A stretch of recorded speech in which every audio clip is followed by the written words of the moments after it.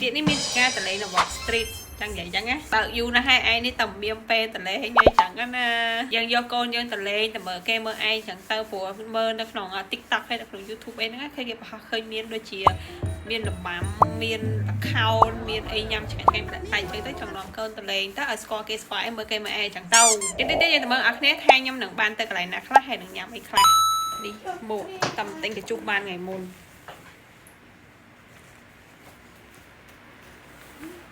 em bạn một nắng tới cứ dân miền ca take note ở đây là tụ sập để chẳng tâm phục gọi đây là hệ hai nếu mà mình take note tới ai bạn ta hiện khỏi bị các ba từ bốn thì là sao ta từ bốn như thay nhưng từ vọt street đỏ lỡ đây chun dân ta lên cái lại mùi tiệt cứ nơi sờ lại phô mà chết sờ lại ngày luôn đấy cái miền ca tăng bị phốt tệp của sao đấy là bọn thì rất lực tìm vậy chạy được cái chỉ ti tăng mấy nó thổi kháng trồi cho má mình chỉ ti tăng cha nên mà đông sạ mình ti cộng sọt lại tê khai chết bên đông cũng đi đào đầu song xa miền nào ra ai naแต่ខ្ញុំគិតភ្ជាប់ពាក្យឆ្នាំថ្មីពិតជាបានលៀបជ័យក្រមុំខាងកាក់នៅនៃមានហើយខិនមកចិនមកកាន់លុយបងបើអូនគប់ពីសាលាក្រហម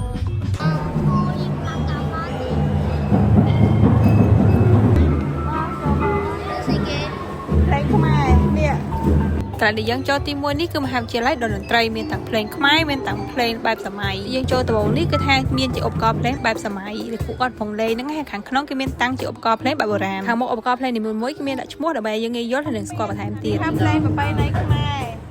នេះមកដល់ប៉ិនគ្រឿងផ្លុំ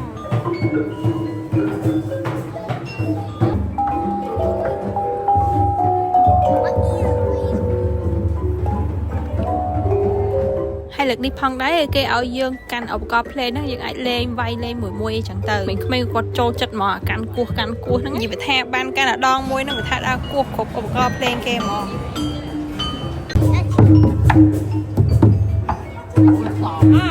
នៅក្នុងរឿងនេះហ៎ស្គរគេវាយអីគេលេងនៅរឿងបងសាយហ៎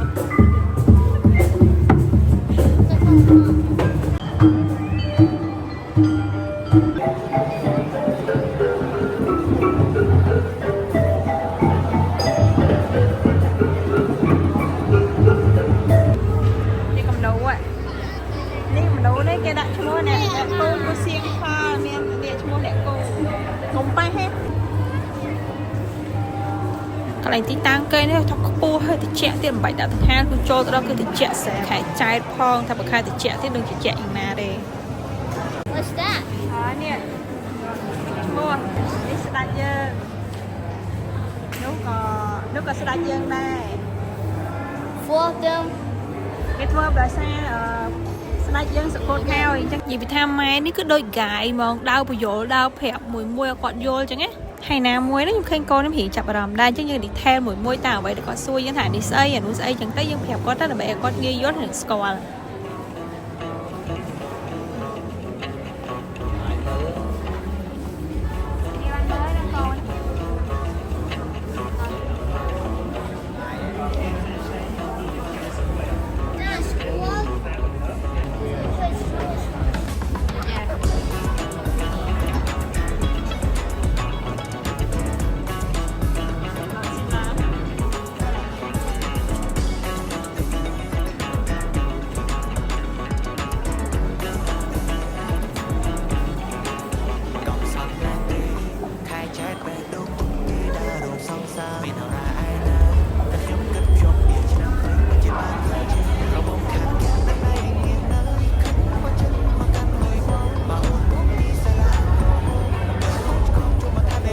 កន្លែងនេះដែរគឺអ្នកមកចូលរួមអាចយកជាខ្មៅដៃអាចយកជាប៊ិចឬក៏អីក៏បានទៅសញ្ញាលើនងដើម្បីទុកជាអនុស្សាវរីយ៍ចឹងណាខ្ញុំនិងកូនបងក៏បានសញ្ញាលើនងម្នាក់មួយដែរ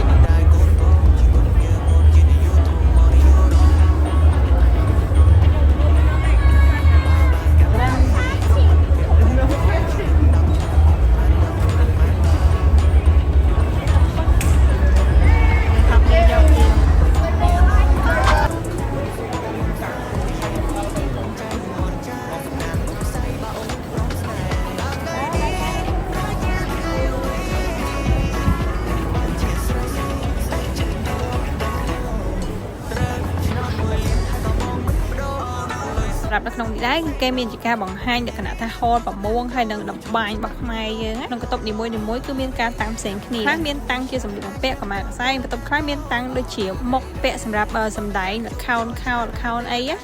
នេះកន្លែងនេះគេត្បាញកូនអ្នកស្ពតនេះគេត្បាញនេះពីនេះអ្នកត្បាញគេបើយើងបានមកខាងក្នុងហើយឥឡូវយើងបានជាមកខាងក្រៅហើយនៅខាងក្រៅនេះដែរគឺសបោស្តង់លក់អីញ៉ាំមែនតើទាំងអស់នោះគឺជាបោះសិស្សនិស្សិតយើងដែលគាត់លក់ដូរនៅខាងក្រៅនេះឯងនិយាយថាក្នុងនោះថាមនុស្សច្រើនតែនៅក្រៅនោះមនុស្សច្រើនជាងខាងក្នុងទៀតបើយល់lênម៉ោង 3 ម៉ោង 4 គឺដល់ម៉ោងយើងត្រូវញ៉ាំស្នាក៏នៅក្រៅនោះគឺចំណីច្រើនមែនតើលក្ខណៈថាមិនដឹងញ៉ាំអីវាច្រើនមុខពេកក៏គឺមានតែញ៉ាំផាត់នំប៉័ងងាយញ៉ាំឆាប់ឆ្អែតថាញ៉ាំបដើឈៀលមើលតារានៅលើឆាកគាត់កំពុងតែ perform ហ្មង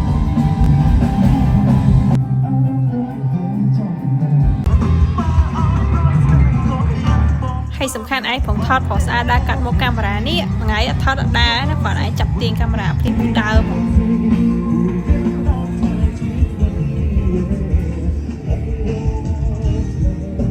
ឡើយយើងដើរមកខាងឆ្វេងដៃនៃឆាកម្ដងគឺថាកន្លែងនេះគឺចាប់អារម្មណ៍មែនណាខ្ញុំអត់កុហកអេផុសស្អាតណែសាច់ខ្ញុំអេចាប់អារម្មណ៍បងម៉ាណេចឺនេះគាត់ប្រាប់តួអង្គគាត់កថានេះកូនគ្រូ3នាក់អីចឹងណាព្រោះ2នាក់ទៀតគាត់អត់ដឹងទេតែមិនគាត់និយាយការ៉េណាខ្ញុំស្មាននិយាយកាត់នៃយល់ខ្លួនឯងទៅ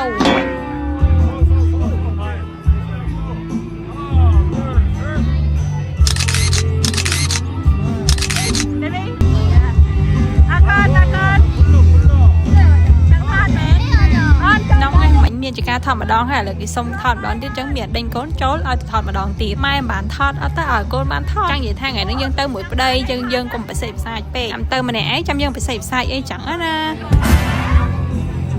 ហើយបើកូនបងមកគេថាបង្វិលបានម៉ាស់មួយអត់តែពូ manager នេះក៏ចិត្តល្អដែរគាត់ហៅណែគាត់ឲ្យអីបានមួយស្បោងទៀតណែ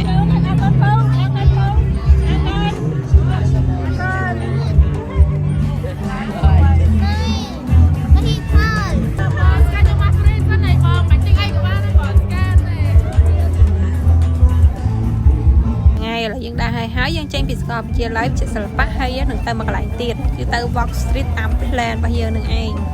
តែនេះយើងក្បាលល្ងាចទៅហៅអីញ៉ាំមក plan សិនបន្ទាប់មកបានយើងទៅ Walk Street នេះគឺថាយើងដាក់ឡាននៅម្ដុំក្រោយវាំងហើយយើងដើរមកហ្មងថាបងប្អូនយើងមកជាបដាហើយកន្លែងចតម៉ូតូកន្លែងផ្ញើម៉ូតូគឺមនុស្សច្រើនតែនេះទាំងអស់គ្នាឲ្យមកជាក់ស្ដែងបានគឺនេះថ្ងៃសៅរ៍មនុស្សច្រើនខ្លាំងណាស់អាចនិយាយបានថាផាក់ផែបុណ្យរំទូកដែរតែគ្រាន់តែថាមានរបៀបរៀបរយជាងថ្ងៃបុណ្យរំទូកណាមួយក៏ចិត្តដល់ពេលចូលឆ្នាំថ្មីប្រពៃណីជាតិខ្មែរហ្នឹងហើយតាមកន្លែងមួយគឺគេមានដូចជាលេងល្បែងប្រជាប្រិយហើយខាងនេះឥឡូវគេបង្លោតស៊ូទាំងប្រុសទាំងស្រីអ្នកក្រសេដ្ឋីមិនទៅ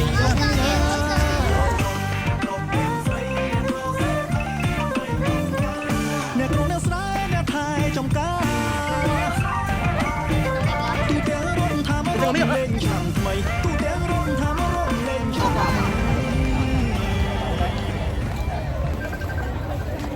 បាយទេមកបាយតែចិត្តគ្នាអើយមិនបាត់ដឹងនេះអីយ៉ា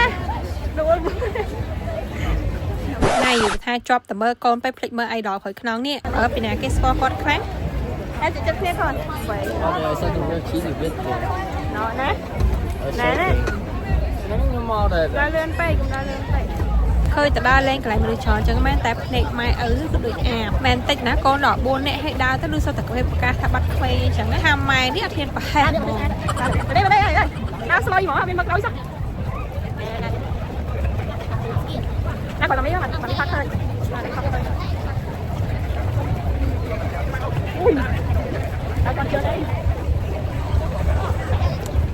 ហើយមកដល់ខាងនេះវិញគឺថាមានការហមក្បាច់ហមវងសារវ៉ានេះចឹងទៅសំខាន់គេលេងដល់វងភ្លេងដល់ប្រើសម្ភារៈភ្លេងខ្មែរសុទ្ធហ្មងអាជាងក៏មានការស្លៀកក្បិនស្លៀកអីចឹងទៅខ្ញុំចំណាំមើលគឺថ្ងៃនោះបរទេសច្រើនគាត់ចូលទៅហមខាងក្នុងហ្នឹងអ្នកទេសចរដែលបានមកលេងស្រុកខ្មែរខែហ្នឹងគឺថាអែមហ្មងចំណេញជាងគេគឺទទួលបាននូវទស្សនីយភាពប្លែកៗដែលនៅ Walk Street ធំហៀបលើកទី1នៅក្នុងឆ្នាំហ្នឹងហើយណាមួយចូលតាមខ្មែរទៀត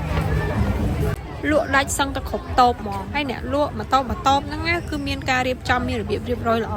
ដូចជាកន្លែងរបស់ញ៉ាំអាំងអញ្ចឹងទៅនៅម្ដុំអាំងគ្នាវានៅកន្លែងនំបញ្ចុកគឺមានកន្លែងនំបញ្ចុកច្រើនហើយនៅកន្លែងលក់អនុស្សាវរីយ៍គឺមានគ្រឿងអនុស្សាវរីយ៍តាមជួរអញ្ចឹងទៅអញ្ចឹងមានតាមប្លុកអ្នកទាំងអស់គ្នាអាចទៅតាមប្លុកនីមួយៗដែលគេលក់ហ្នឹងងាយស្រួលក្នុងការទិញហើយនិយាយថាម្ដុំចង្រិតនេះវិញគឺថាគ្រប់ជួរនោះសិតតែចង្រិត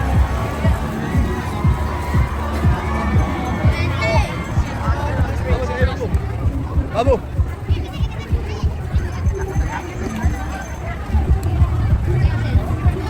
Thằng này coi, thằng này nó bị này coi. Ra khỏi mẹ mắt.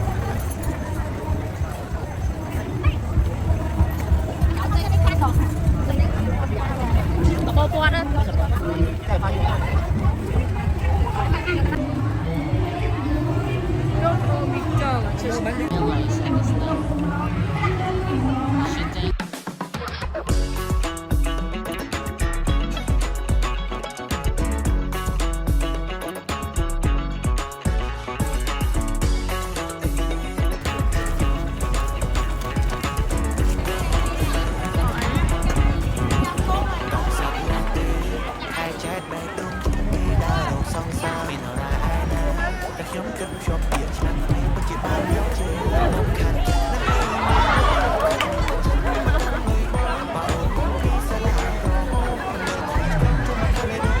Tại sao đài lên lực ná cứ mình trao mà hưởng nôm bọc bia mùi còn bon cho chất đó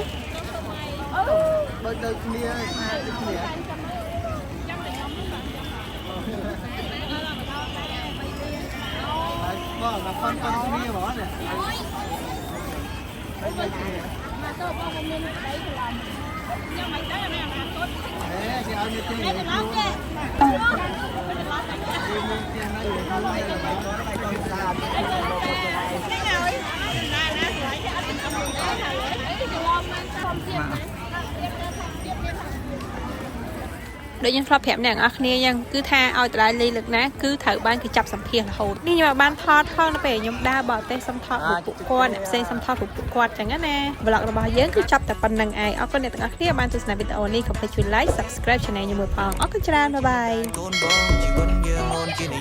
យ